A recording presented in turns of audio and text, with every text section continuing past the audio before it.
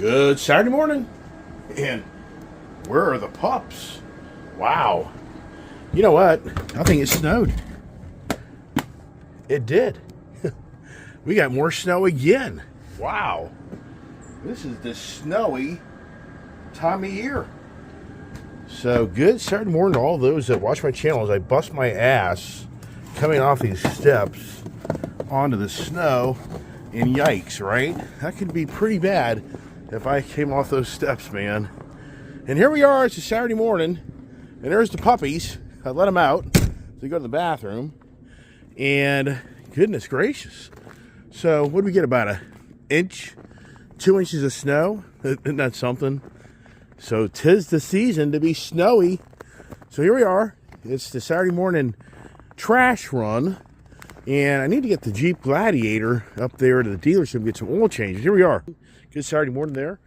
To all those that are watching my channel and watch the antics and get to see the stories of my life and the bad, the ugly, the fun. Look at these guys. Well, hello there. Hi. All right, buddies. Let's go over to the house. Let's go over to the house and let's go get your big guys and the other troublemakers. As a kid and I round up all the trash, and we go down to the Rorton Club at the elementary school locally here and get rid of our trash. I don't have a weekly service of trash. I hate having to haul the damn trash up to the front of the road and blah, blah, blah. I'd rather support our Rorton Club. And it's a nice daddy-daughter Saturday morning get-together where the daughter and I get to hang out with each other and get rid of the trash. Now we run up the road and we get breakfast. So it's a daddy-daughter morning. I really enjoy that. Drove the Jeep Gladiator yesterday. You know, I really like the look of the Mojave Gladiator, but boy, it's so incredible how Jeep just never really did much to that engine. If that engine had a 392, if this thing had a 392 in it, oh my gosh, this would be such a badass vehicle. And it's hard to believe that they did that to the Wrangler. They would never stuff it into the Gladiator. Now, Tim Knuskis claims that it was the room issue, a firewall issue on this. It makes no sense because that's just a Wrangler cab with a bed in the back of it. But he claimed years ago the reason they couldn't put that 392 in there, it didn't have enough room for safety reasons for a crash. All right, here we go. Let's get the door open here without everybody knowing in the world how to get in my house. And come on, let's go on. No, go on in. Let's everybody get in here. And I'm going to have to turn this video off and come back in a few minutes. So stay tuned. What are you guys doing, huh? You ready to go out, huh?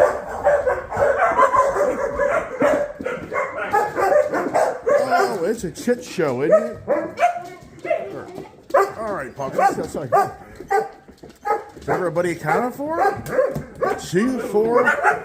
I can't even hear. Where's Tango? Oh, Tango. Where's Tango? Come on, get out. No Tango. That's interesting. All right, I caught him red-handed, sleeping in Mama's room. Yeah, red-handed I caught you, buddy. All right, let me get my coffee here. As we keep the morning going here on the Ice Age TV Saturday morning adventures with yet another snow came to see us. And, wow, yikes, right? So here we are getting across the barn with all the troublemakers playing the snow. And so it's interesting. They made this forecast sound like it would be a Saturday daytime snow, but apparently it was supposed to be a Saturday early morning in the nighttime snowstorm. And now here's the thing, my front gate, I'll have to go clean that off because that won't open. It'll stop because there's now dusting, more than a dusting I should say. What do you think? I think it's maybe an inch of snow. So everything's covered back up, but what vehicle am I taking to the trash? I would say probably the Bison, the big heavy-duty Bison. That's probably the plan. But now, get the puppies over here to have breakfast. That's the next project here for me. As I open up the barn doors with my right hand, left hand. See if I can get this thing to open. There it goes. But then it's going to dig itself in. It's so funny. These dogs love to get underneath your feet and make you trip up and fall. So let's see here. What do we have here now, right? So does it hit? Does it go all the way? Nope. All right, there it is. Stop here. Come on, Tang. Let's go. Come on. Come on, puppies. Let's get in here as we get the morning going and get you guys fed and get the truck loaded up with garbage and everything else as we have a cleanup time for all these puppies. All right, pups, come on, let's get the big dogs upstairs. It's the same routine, everybody. It's pretty much a daily routine of me doing what I'm doing. Come on, pups, get up here, Ginger. Come on, Scouty. And, you know, the thing is, they kind of get trained. Everybody kind of gets trained to go into the same routine. And come on, Scout, get your little fat honey in there, dude, so that they kind of know the program. Come on back in. Prince is such the baby. I don't know what it is, but he's such the baby. So, I mean, and, you know, he's a slow eater. So when you feed all these dogs, they really do have... Let's put you over here. Come here. Put you over here. There you go. There you go. Let's go over there. And I'll let you get a bowl for you. Over here. How about that idea? There you go. And then for Gypsy baby, let's get your bowl. You know, there's two bowls here, and I can't get them to bust apart like they're glued together. There's Rebel. It's not good enough. But Rebel, here you go. Here you go, pup. There you go. And then let's see if we can get Prince his food. There, Prince. Princey boy. So you get his food. But, you know, he just kind of disappears. Prince is unique, to say the least. Where are you, Prince? So, yeah.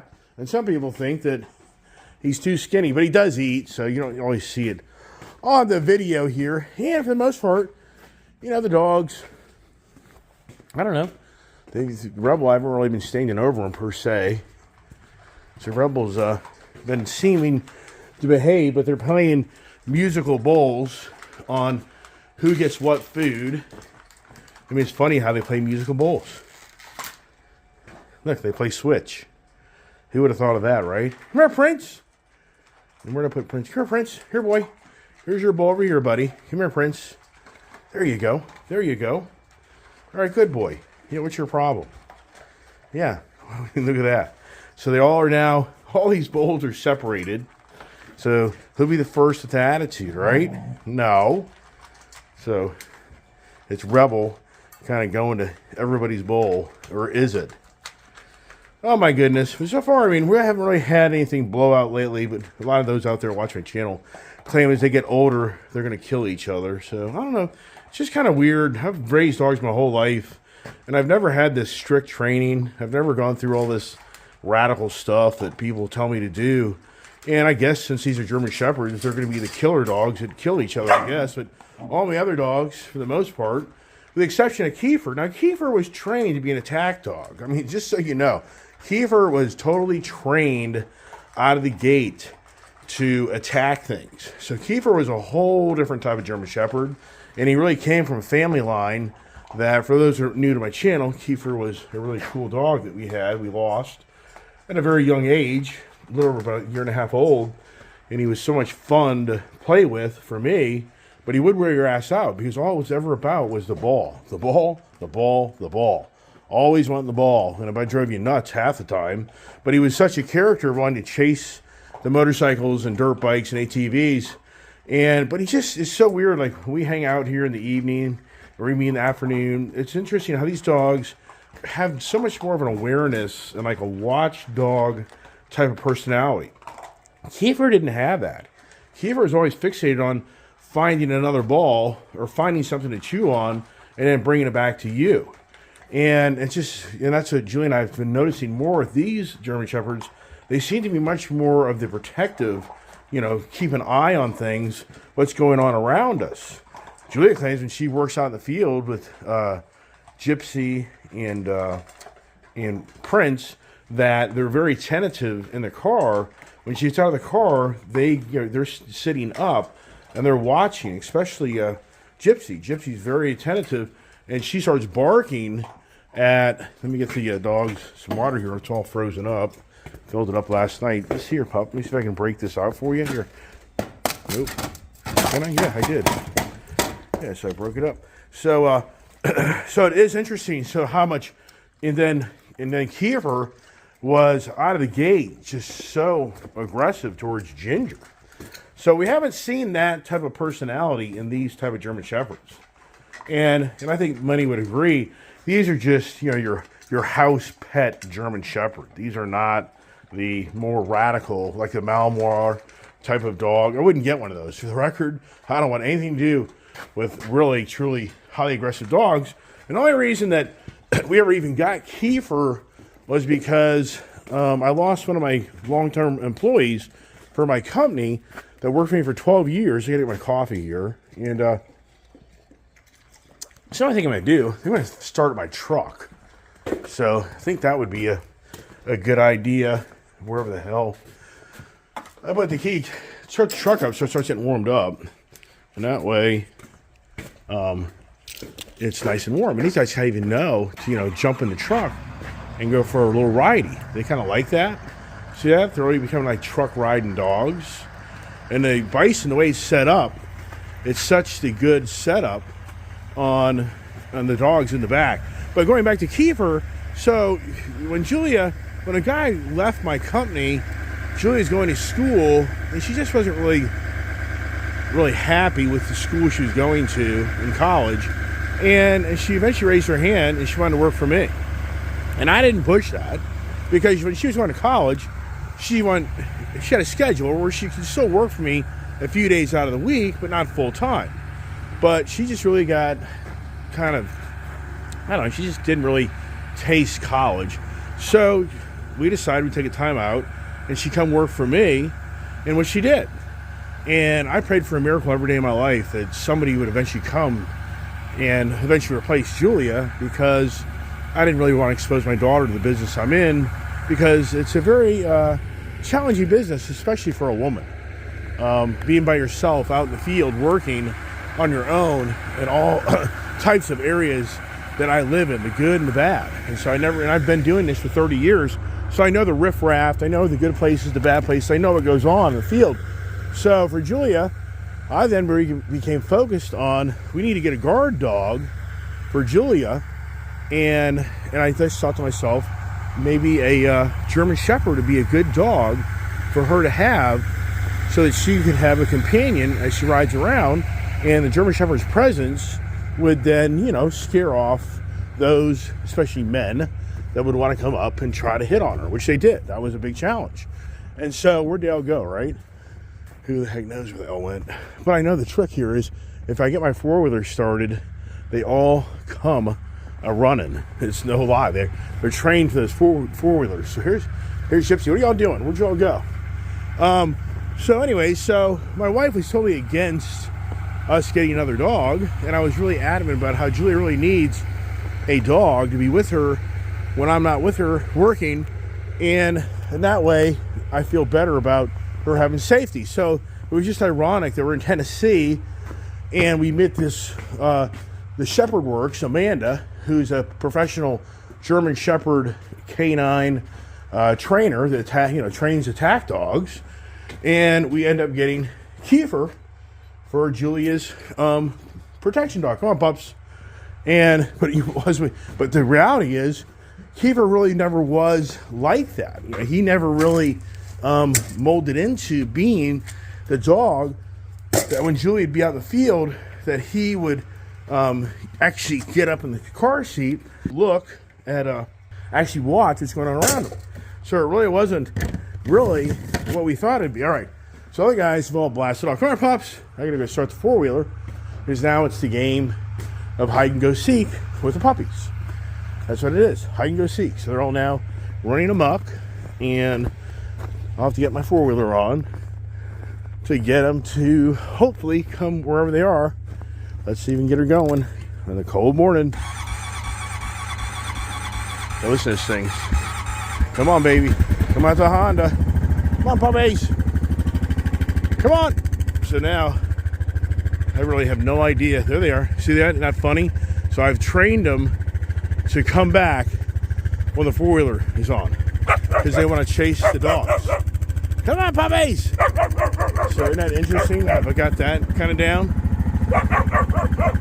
All right, so So going on about how Kiefer was really supposed to be a guard dog and in some ways an attack dog. But in so many ways, that never really played out the way we thought it would. And Kiefer became more of a play dog, but he also still had a very aggressive behavior on him, especially towards Ginger. But he wasn't aggressive to like just other dogs. Hey there, Diesel. So the point of that conversation is, if those watch my channel, and you're a long-term subscriber, you saw me bring in the Kiefer dog into our life, and I heard a lot of different points on what was going to play out and how that dog's going to be a major challenge in the group of my dogs. And, for the most part, he was not, with the exception of Ginger. That Ginger, he was just so adamant about going after Ginger. It was so aggravating. It really pissed the crap out of me. So these dogs here, but here's the thing. So for me, it's all about my child being exposed to my business, to which I've laid in bed many nights, worried for the worried concern for the good of my daughter being exposed to my business. And as you all know, if you watch my channel, I prayed for a miracle every day of my life. I do. I pray for a miracle every day of my life. A lot of people here are like, you should just turn in all these cars. Just turn them all in. Well, I just always have a glimmer of hope. Maybe something happens big that changes something. I don't know. It's a long shot, but just a glimmer of hope. Pray for a miracle. Something happens in my life that will come to be better. And it's funny listening to all of you guys and gals, the concern for my wife. Well, I'm going to tell you straight up. Yeah, the wife's going to do fine. Me, that's a whole different story. So if anybody's worried about the future of my wife, I'm not going to get into personal details by any means on that. But I'm just telling you, the wife is fine. I'm the guy that has the serious challenges. She has nothing attached to any of my problems. So she can go on her merry way and have a very nice life in the retirement and whatever she wants to do. Does she keep me around? I hope so, but who knows? So back to my daughter. So the irony to all this is that Kiefer came into our life, Kiefer passed in our life, but yet Brian came along, and in so many ways, Brian replaced Kiefer. In fact, the car was just, when my daughter and Brian worked together, it was very challenging for them to work together with Kiefer, and there was just too much stuff in the truck. So eventually Kiefer just didn't even ride around with my daughter anymore, and it was more about me, and then it really became more of my dog, and it really did.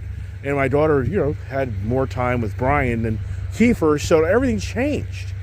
And then, as I say, the blessing to me was my daughter found a young man who's very loyal and a very good person that is evolving into my company to help me grow my company and to help me keep my company going and learning. And that's a huge blessing, because for Julia now, she really doesn't work like she used to. But the good news is she's going back to college.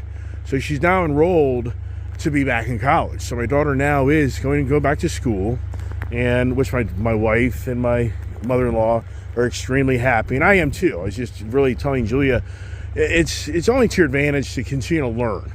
And you're still too young to figure out everything in life, but you just need to go back to school and get your discipline back to school. So the great news for me is, and it wasn't for Brian coming into her life and my life, that would be a little more challenging. Not saying that she couldn't go back to school, because she could, but it just puts a lot more pressure on me running a company by myself, and it's just very, very challenging for what I do and the amount of labor and work that's involved. You just don't know. You just don't get it. Until you stand in somebody else's shoes, then you kind of begin to understand and get it.